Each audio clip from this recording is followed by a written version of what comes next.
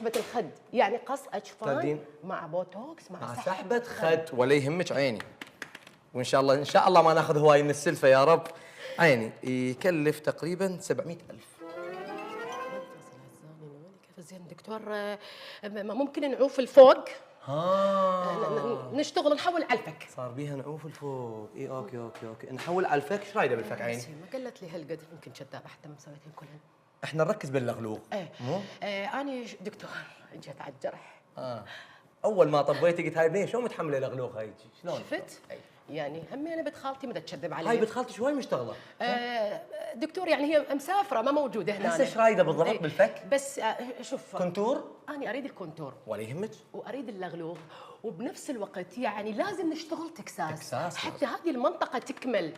يعني ذني ثلاثه لازم يتسوون سوا، يعني مثل الهمبرجر والبيبسي والفينجر لازم سوا ثلاثه. تكساس كونتور ويا